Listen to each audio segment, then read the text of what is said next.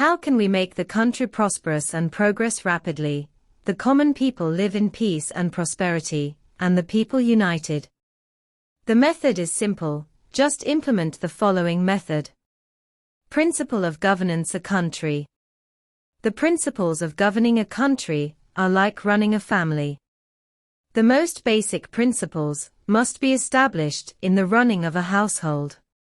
As long as the basic principles are established, other details will develop smoothly. The origin is the origin of all things, and the end is the thing that corresponds to the origin. The beginning of all things is heaven and earth, what corresponds to it is all things. All things in the world would not have come into being without heaven, would not have grown without earth, and would not have succeeded without man. Therefore, the kings, rulers, actions should be in accordance with heaven, just as the sky is center on the North Pole star, and the ministers assist the ruler like the three auxiliary stars arranged next to the North Pole star. The ordinary officials are like the other stars in the sky, and the prosperous stars are like the people. So the position of the North Star cannot be changed, the arrangement of the three auxiliary stars cannot be without laws, and the positions of the stars in the sky cannot be disordered, as is the case with the heavenly signs. When the laws of the heavens are out of order, there will be bad omens. When the laws of the earth are out of order, all things will wither. When human beings are out of order, there will be a disaster. Therefore, people should not lose their nature. If a person loses nature, it is like a plant without its roots, unable to grow and survive. And when people lose their nature, they have scourge. 2. The principle of governing between monarch and minister. The principle of the relationship between monarch and minister is as clear as the relationship between heaven and earth. Then the right relationship between monarch and minister is present and more perfect. The monarch should rule with benevolence, while his ministers should be loyal and obedient to their master. When the ministers handle affairs, the monarch should not have suspicious thoughts. The monarch should not hand over government affairs that violate the righteous way to his ministers. When the monarch and his ministers observe etiquette, the people will be easy to rule. When the monarch and his ministers are in harmony, the way of the monarch and his ministers will be fulfilled. If the monarch treats his ministers with courtesy and the ministers serve him with loyalty, then the monarch can concentrate on governing affairs, and the people and the ministers perform their duties in order to their allegiance. The so-called political is a good reputation, the so-called affairs is to try our best to make achievements and build a career. If the monarch is diligent in the administration of the state, and his ministers are diligent in assist the administration, then he will be able to achieve success.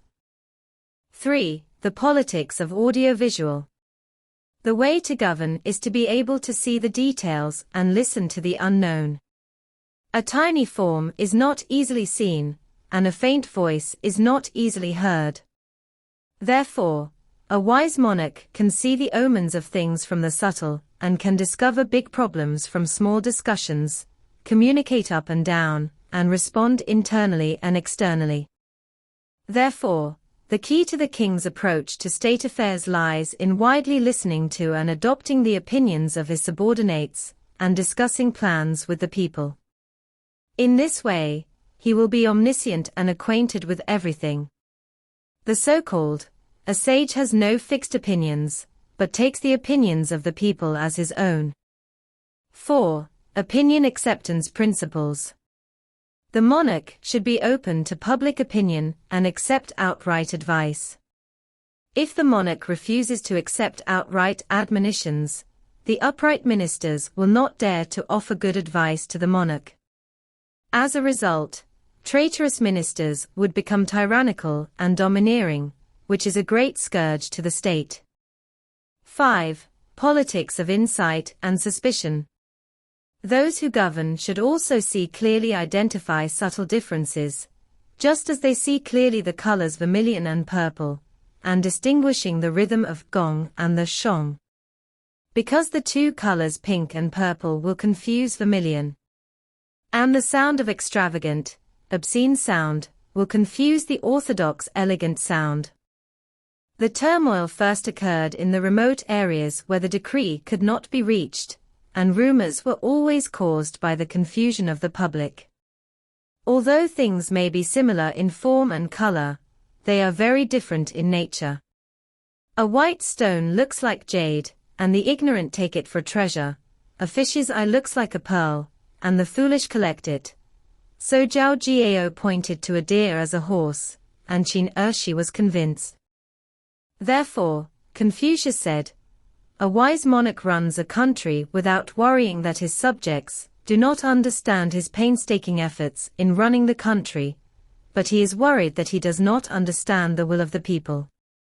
He does not worry that outsiders do not understand his internal situation, but only that he does not understand the outside. He does not worry that those in lower positions do not understand those in higher positions, but only that those in high positions do not understand those in lower positions.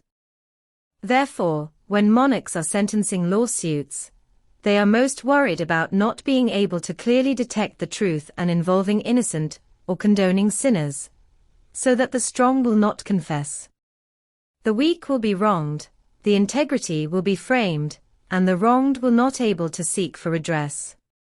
And honest people are suspected, loyal and good people are framed.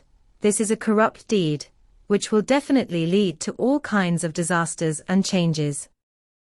6. Governing peoples. The way to govern a country is to educate the people with benevolence and to tell them explicitly why they should do so. Then the people will follow the practice of etiquette, clearly tell the people what is good and what is bad. Then the people will know which actions are not permitted by law. It is because of the brightness of the sun and the moon that the people of the world look to it. It is because of the vastness of heaven and earth that all things can cling to it. So only a wise monarch can subdue the distant minorities, and a tyrant, even the ministers around him, will betray. It is not that God has changed the minds of the people.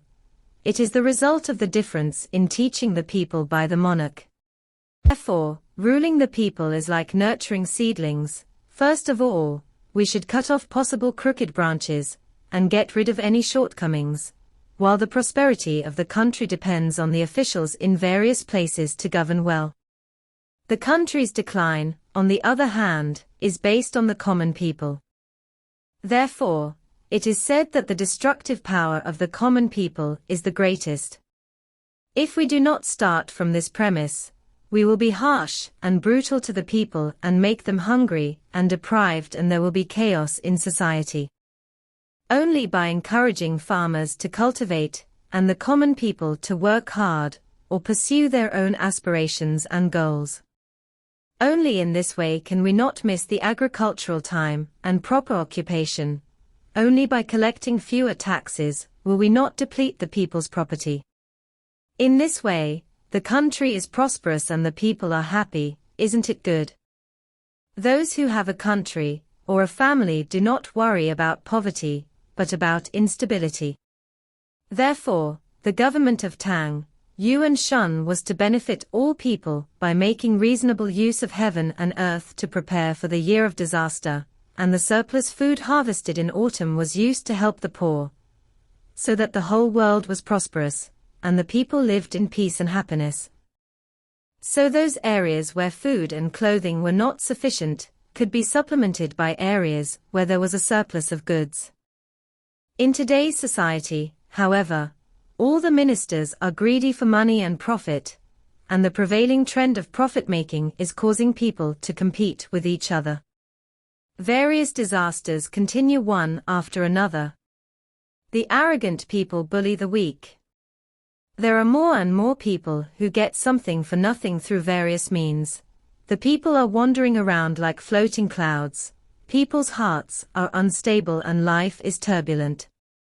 The so-called, if the price of rare goods is not raised, the people will not become thieves. If the price of useless things is not increased, the hearts of the people will not be confused. Therefore, it is the politics of the wise monarch to make every department do its duty.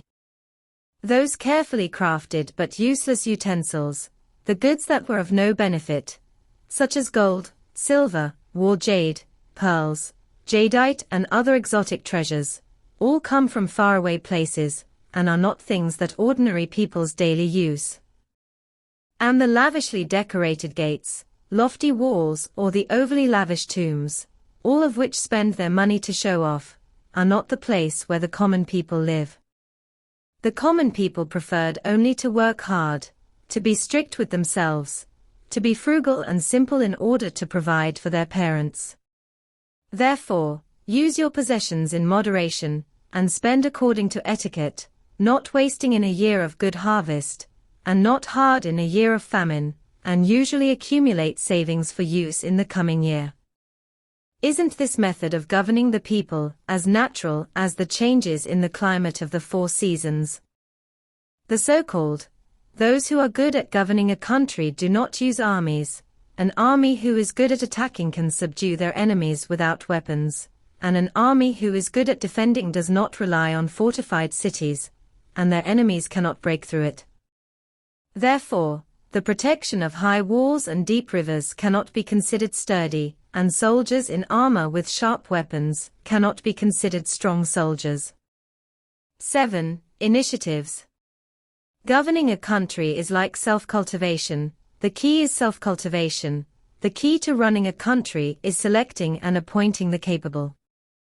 Self-cultivation is for the sake of physical well-being, and the country will be stable by appointing virtuous people. A country has virtuous people to assist it, just like a house has pillars. The pillars should not be too small or too thin, and the person who assists the state should not be weak and incompetent. If the person who assists the state is weak, the state will also fall. It is clear from this that in order to govern a country well, it is necessary to employ upright and virtuous people and to discard the treacherous. The beams of a house must be made of round, straight and solid wood, and the support of the state must be filled with upright and wise men. The solid, round and straight wood usually grow in the forest, and the upright and virtuous often come from the common people. Therefore, if the monarch wants to employ a wise man, he must go to the humble seclusion place to search. Some people are underappreciated, so they can only live with the common people. Some people are loyal, but they are framed by traitors. Therefore, the monarch should openly announce rewards for those who have merit and set up high positions to honor the wise, while not neglecting the ordinary officials. If we can open the door to revitalize the country's politics, and employs hermits and geniuses with generous gifts, the whole world will be of one mind. Then those who do not have the heart of benevolence and virtue will stay away. If you despise people of low status, promote wealth and sex, employ and rely on treacherous villains, while loyal and upright virtuous people are exiled and do not give generous gifts to virtuous men, how can you get virtuous assistance? When a country is chaotic and unstable, the people cannot live and work in peace and contentment. This is the result of the fault of not appointing wise and capable people. If official positions are set for certain people, the country will be chaotic. Otherwise, if wise and virtuous people are selected for officials, they will be able to govern the country well. A wise monarch, bright-hearted heaven can be identified, is the ability to observe and know right and wrong, good and evil, throughout the 4 seas. Even the local officials and common people will not be left out. He recruited the wise and the virtuous, and dismissed those who were greedy for talent and profit, and those who were cowardly and afraid of trouble, so that no official above or below would overstep his authority, and the country would be governed, and all talents would be gathered together. And when the policy of rewarding the good and dismissing the bad is implemented, the good or the bad must be stated in order to eliminate the hidden problems. 8.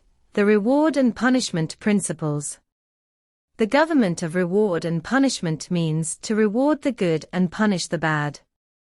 The reason for rewarding and punishing lies in the fact that good deeds are rewarded while evil deeds are punished.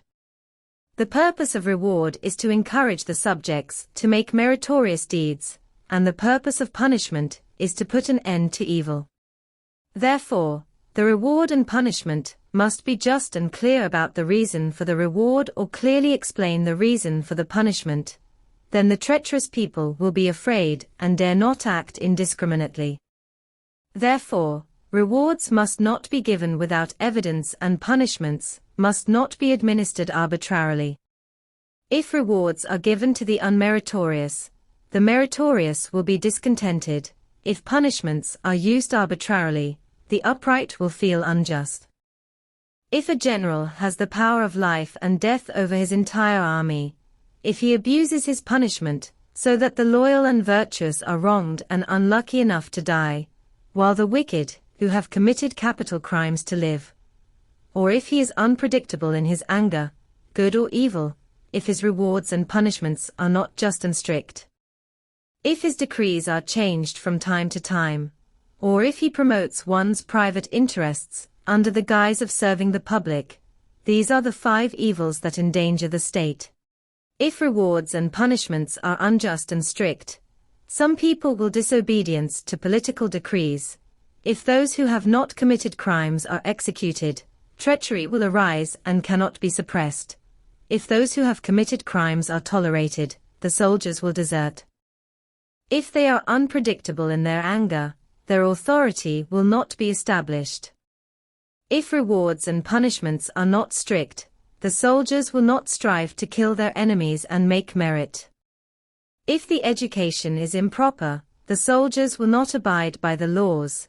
If they are promoting one's private interests under the guise of serving the public, the soldiers' hearts will become rebellion. Therefore, if treacherous evil cannot be eradicated, the country will not be able to maintain peace for a long time. If the soldiers are escaped, the strength of the army will become weaker and weaker. If the prestige cannot be established, the soldiers will not be desperate to kill the enemy. If the subordinates do not strive to kill the enemy and make meritorious deeds, the general will lose strong support. If decrees are not enforced, the state will not be able to govern the chaotic situation. If soldiers have a rebellious heart, the state will be in jeopardy. Therefore, it is necessary to have a clear political system to put an end to avilders. To prevent extravagance and waste, it is necessary to promote frugality. A faithful and upright person can let him handle prison proceedings, and an honest and just person can have him deal with rewards and punishments. When rewards and punishments are fair and impartial, then people will willingly obey. Therefore, the monarch must first collect wealth and then implement the reward, first publish the decrees and then execute the punishment. Then everyone will be willing to obey, respect, and love him, and even if there is no command, everyone will obey him. If the rewards and punishments are unjust, loyal ministers will be killed because of their innocence, and treacherous officials without merits will be entrusted with important tasks.